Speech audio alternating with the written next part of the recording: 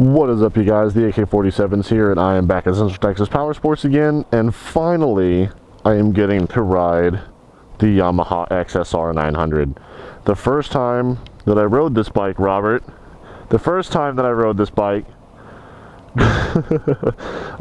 it was in a huge rainstorm that just suddenly happened. So I got about 3 miles down the road, and then it was like, so I was like, no, I'm not going to ride into that. I'm just going to take it back to the dealership. So I have about 5 miles on this bike, or 6 miles or something like that. Maybe 7, I don't know, something like that.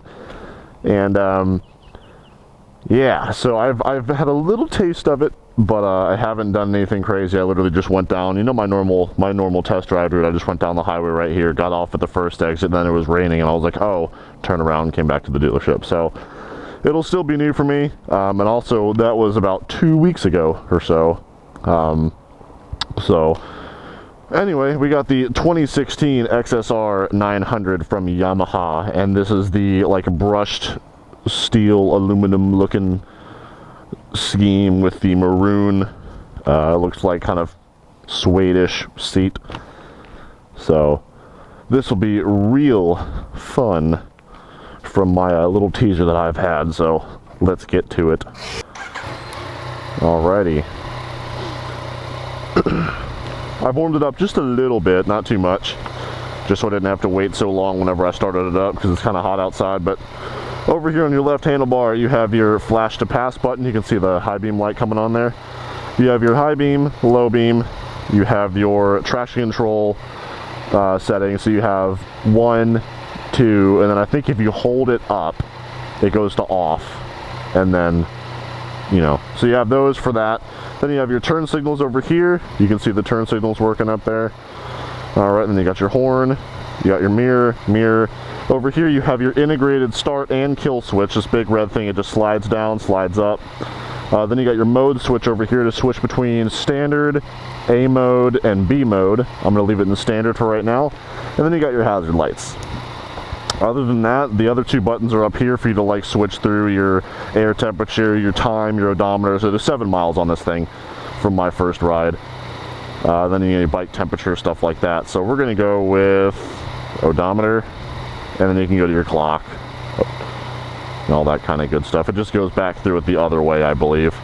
So, and then I believe you hold one of them just to reset, like your trip meter, stuff like that. So this bike has ABS, and it also has traction control. The ABS light should go off here in just a minute once we get riding. A lot of the bikes have ABS lights on just to let you know the ABS is active. And then once you ride for just a couple little minutes here, then the ABS light turns off, letting you know that you're good to go.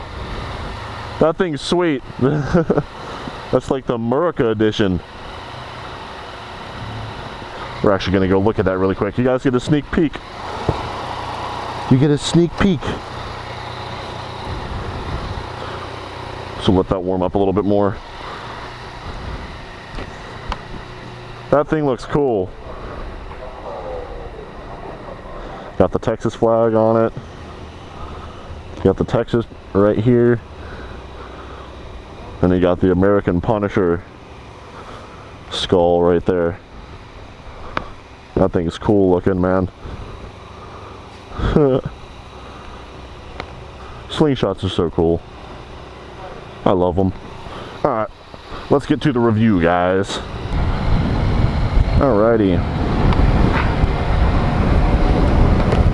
Yeah, last time I was here trying to ride this thing, this little puddle right here was the entire way across the road right there, and it was about a foot deep.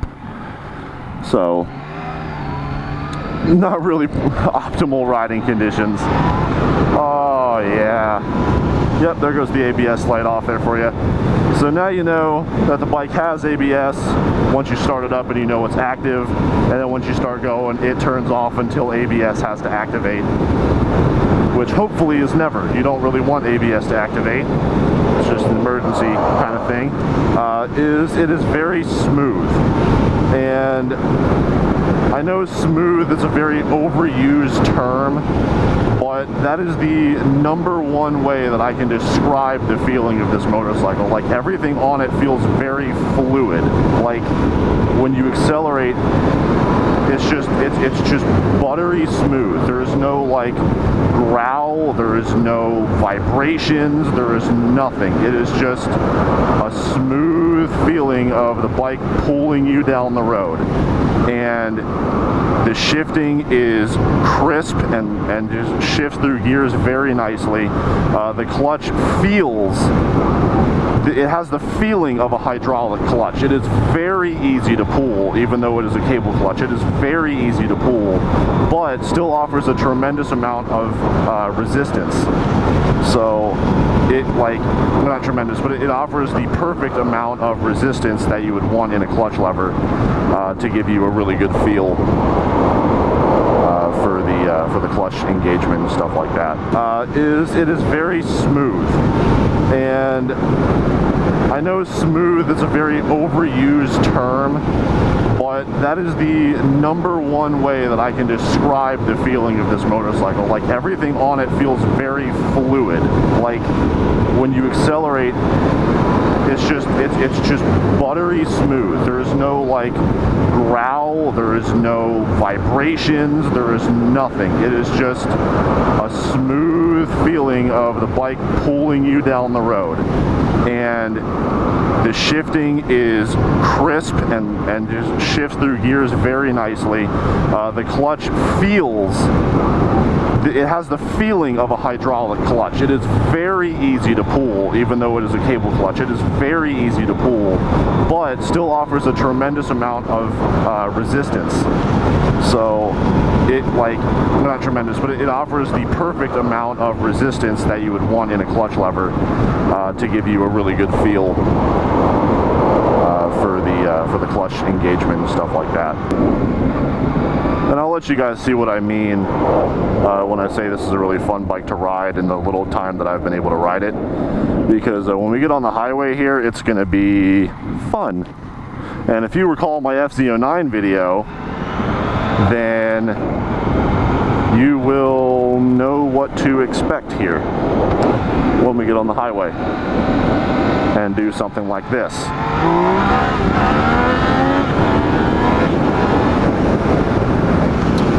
Yeah, does that remind you of anything like, I don't know, the FZ09, which this bike shares the same engine with? Maybe, maybe not. Okay. Okay. Oh my God. Oh.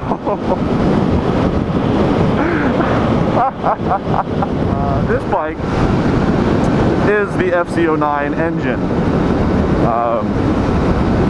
and it very much feels like it. However, like I said earlier, this bike is very smooth on the power delivery, where the FZ09 is very on-off. I would kind of describe it as with the throttle. Like, you can either go really fast or you can go normal. And with the XSR 900, you can ride it aggressively, or you can ride it very relaxed. And if you ride it very relaxed, it feels like a relaxed motorcycle. The seating position is fantastic because you have an ever so slight lean forward, but it's not aggressive, so it doesn't put any weight on your wrist. Like, I can literally just rest my wrist on the bar and nothing happens. You know, it's a very upright seating position, and it gives you a really nice feel of being on top of the bike rather than like kind of immersed in the bike. So the center of gravity on this thing is a little bit higher, and it just kind of leans over really nicely, and it just gives you a really nice feeling of being on top of the motorcycle and being in control. Because this bike will take off in a hurry if you get on the throttle. And you know, it even has good power in 6th gear. I mean, in 6th gear, if you get on it here, I'm at 4,500 RPM. You know, I mean, it'll still pull you down the road.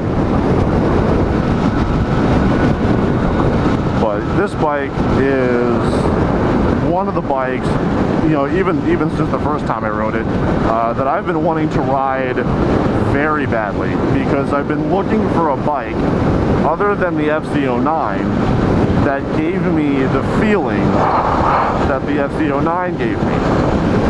Because the FZ09 gives you a very different feeling than any other bike that I've ridden. And what I mean by that is the FZ09 is probably not the best bike I've ever ridden, but it is by far one of the most fun street bikes I've ever ridden, because the power band is just so out there. It is so aggressive. And you know, in my review video for the FZ09, I had in B mode, like the lowest power mode the FZ09 can go, I had it pick up on me and do a wheelie in 2nd gear. In standard mode, it lifted 1st and 2nd gear, and in A mode, it lifted 1st, 2nd, and 3rd gear. So it delivers the power in an incredible way for the weight of that motorcycle.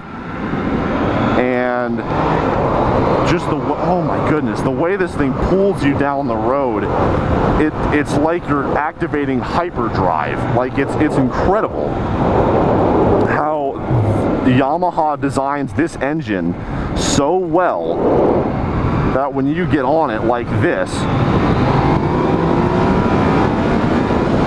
I mean, you're instantly just being ripped down the road. I mean, you are going and gone down the road. And it's not the fastest motorcycle. I mean, it really isn't. Because, I mean, you see, you know, that was about 3rd gear, and I got up to about, you know, 75 maybe or something like that. And, you know, obviously on 1000cc sport bikes, your 1st gear goes up to 100, if not like 105, something like that. So it's not the fastest bike out there. You're not going to be out here, you know, drag racing 1000cc sport bikes. But then again, why would you want to? I mean, there's no point. This bike, I'll compare it a lot to the FZ09 because it's essentially the same exact internals with just a little bit more weight, and it has ABS and traction control. That's basically the difference. And it has a little bit more of a it's more of a retro style, obviously. Let's just look at this acceleration. Like, that was like half throttle. Like, it was, you know, this thing is nuts. But then again, because there's no one behind me. As you can see, there's no one behind me, so I'll slow down here. But then again, if you want to treat this bike, even in standard mode, like that I've just been doing, if you want to treat it like a civilized bike, look at this. I mean, it's just, it's like, okay, we're going to chill out now. Like, there's, you know, okay, there you go, that's it. That's all it is. But then, even in 4th gear, you twist the throttle, and then you see my arms get straight. Like, if you look at my arms, like, my arms get straight back. They get pulled straight backwards. Just the torque that this thing has is immaculate. This bike is nothing to be taken lightly. Like, this bike needs to be taken seriously. So if you're a new rider, I do not recommend this bike as your first bike. I do not recommend an FZ09 as your first bike. I recommend neither of them as your first motorcycle. The FZ07 is very good, and that would be a fantastic first bike. The FZ07 is a baby version of the FZ09. However, it is still a lot of bike. It just doesn't put down the power as aggressively, and it's not quite as aggressive and harsh of a motorcycle as the FZ09 or something like this. The FZ07 one of my best friends actually owns, and I've ridden it not only at the dealership, on the dealership's FZ07s, but I've ridden my buddy's FZ07 where I could go a little bit more crazy because it's not the dealership's motorcycle. And I rode his FZ07 and I was thoroughly impressed. Like those bikes are fantastic, and those would be fantastic options as first bikes. But this bike and the FZ09 are not first bikes. Can you ride them as a first bike? Probably. But would I recommend it? Highly not. I really would not recommend these as first bikes. I had to get that out there because these are serious machines. And especially the FZ09 with no rider aids, you need to be very well aware of how to handle a motorcycle to ride one of those. This one a little bit less so because you have traction control and you have ABS, which the FZ09 does not come with. But man, this thing handles corners fantastically. Also, the FZ07 I believe is lighter as well, so it's easier for first riders to hold up and get used to the weight and stuff like that. But anyway, talk about this bike now like I should be. The handling is incredible. It is just like the FZ09 in handling, without the aggressive on-off throttle response. So it actually is a little bit even more confidence inspiring in the turns. And I know a lot of people say, oh, you're not even pushing it and blah, blah, blah. Well, that's because one, it's not my bike. Two, they're brand new tires. And three, I'm not 100% used to the throttle response yet. And I'm in a neighborhood. So all of those factors, I'm doing the best I can for you guys. There's not really many twisty roads up where I am, up where the dealership is. It's mainly all straight roads and highway and stuff like that, unless you come here. And this area is the biggest twisty road spot we can get, and it's very nice. It's a very nice road to ride on. So, and it's pretty unpopulated. All right, so now we're in B mode. So this is the toned down mode from standard mode. This is the lowest power mode. Dude, it does. Man, they really did just stick an FZ09 engine in this thing, didn't they? B mode doesn't feel toned down at all in second gear. I mean, just in the off chance.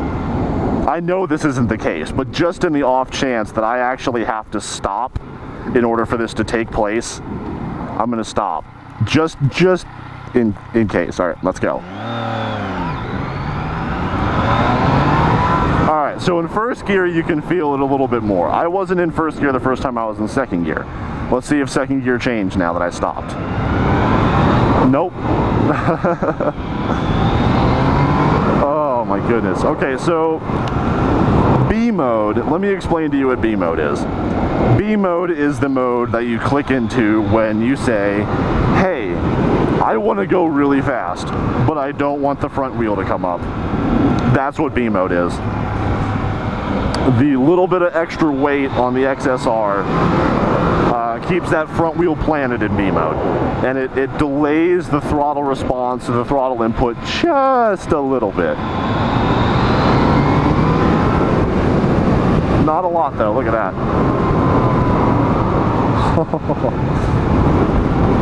Oh my goodness. All right, so B mode is, yeah, it's just, I want to go really fast, just like the rest of it, and I don't want the front wheel to come up. Like this is your, I want to be hardcore in the canyons, thrashing around mode when you don't want the front wheel to come up, or your rain mode. Because a lot of people, you know, are going to be like, oh, well, you should be hitting the canyons in standard or A mode just because to get the most out of the bike and blah, blah. Well, that's fine and dandy if you're a skilled rider and you know how to control the front wheel coming off the ground when you're at a 45-degree angle coming out of the turn. Like if you're able to ride at this angle right here, or at this angle right here, and have the front wheel come up and you're fine, go for it. Ride in A mode or standard mode and just rip the throttle open, because this bike will put so many smiles on your face. But if you can't handle that, or you're a newer rider, who isn't comfortable with pushing themselves in the twisties or the canyons or whatever, then put it in B mode and limit the amount of times that the front wheel can come up on you when you're not expecting it or when you don't want it to. Like here, I'm going to try my best to replicate that wheelie that we had earlier, but in B mode this time. So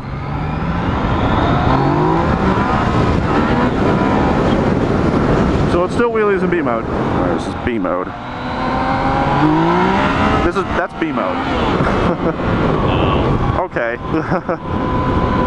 Okay, I really hope that they're not going to get mad at me for like accelerating and the wheel comes up in like every shot, because I'm not trying to.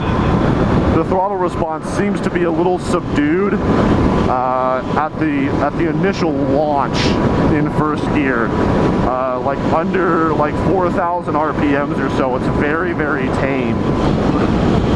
I am extremely comfortable right now. You do get some wind off the front of the bike because there's no windscreen, but I expected it to be a lot more than it is. There is almost no wind that's really hardcore off the front of this bike. It's noticeable, but it's not very bad, I should say. You just notice that there's wind, but it's not like, oh my gosh, I wish I had a windscreen because this wind is unbearable and blah blah blah, like I thought it would be, because there's no windscreen. But it is a very, very comfortable bike. It is a very fun bike, and it's really, for, you know, experienced riders, it's very easy to ride as well. And it looks so freaking cool. It looks so cool because it's like the awesome retro style, and it has that, you know, bright LED light in the back for the rear brake light, and you got the big circular headlight, and you got the circular tachometer gauge cluster there. That's all digital. It looks really cool, and it's really easy to read and find exactly what you're looking for. You know, on the top of the gear cluster there, you have your gear indicator, and then below that you have your modes, below that you have your speedometer, below that you have your traction control settings, below that you have like your odometer, your trip meters, your bike temperature clock, all that kind of stuff that you can cycle through, and below that you have your fuel gauge. So you have everything you need, and then around the outside is the tach to tell you what your RPMs are. But it's a beautiful, beautiful bike, and the seat is really comfortable. I haven't even had to adjust myself on the seat at all. The seat is very comfortable. The pegs are in a very good position. I'm 6'2", and my legs fit seemingly perfect on this bike. I'm not really sure, because there's no way your legs are supposed to be up here. There's just no way. I think that's just the aesthetic look at the tank. Because in order for your legs to be up there, you would have to be about 5'7", or sorry, about 6'7". Probably about 6'7" to get your feet up there. Like if 6'4" Honda rode this bike, I guarantee you his legs would not be up in these creases right here. I'm pretty sure that's just an aesthetic appeal of the tank. But you don't, you know, your knees don't go in those little holes, or your legs don't go in those little holes, but you don't feel like they're out of place or anything. The pegs are in a fantastic position. Your legs are in a good bend. We'll come down here and we'll do a nice walk around of this beauty for you, and I'll tell you all the things I like about it, and the one thing that I would change. The one thing that I would change. And it's just a little add-on. It's nothing like, oh, what's wrong with the bike. It's just like a cool add-on thing that I thought of. Alrighty. So this is your XSR 900. Got the nice circle light in the front. You got the nice big open radiator. Got the black headers coming off, going into the exhaust. Like I said, you got that polished metal kind of look to it, and then you got this like kind of maroonish colored suede feeling seat It's not actually suede, I don't think, but it feels like suede. Just on the passenger portion and the sides of the driver portion. The driver portion gives this little more like grippy kind of material. Really nice looking bike. I like it a lot. I really do. And I love this tail light right here. I love it. So the two things that I would change immediately, not even counting an exhaust, because everybody wants to slap an exhaust on these things, you know, and which I would obviously do, but the two things cosmetically that I think would need to be changed is this whole thing needs to be removed for a fender eliminator kit of some kind, to put just like a little bracket for your plate, or put the plate under here or something like that. It'll really clean up the rear end of the bike, as well as you'll just be finishing off with this beautiful taillight right here, and you won't have these little wings over here. The second thing has to do with the front headlight. This is one of the only modern sport bikes that has a round front headlight, and there is a headlight company that makes a circular headlight that is a gyroscope effect kind of deal, that when you turn, the headlight actually has LEDs on the sides of the headlight, that when you turn, they actually light up based on your lean angle and light up the road ahead of you while you're in a turn. Because most of the motorcycles, when you lean over, the headlight obviously leans with the bike, so the angle that your headlight goes out at is like a line, and then it curves with your bike, right? So when you're going through a left-hand turn in the dark, you turn like left, and then the headlight's going like this, so you can't see anything in front of you in the turn.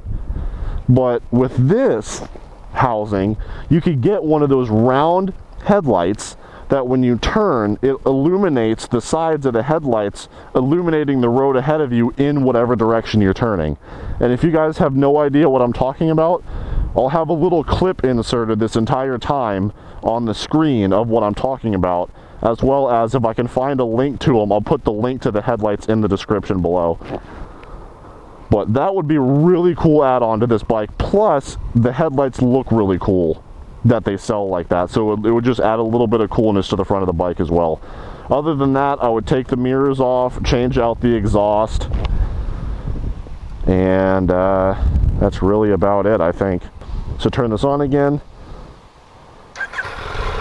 so you guys can hear it. As far as I can remember, it sounds just like the FC09, which would make sense because it's the same engine. So that's what it sounds like idling.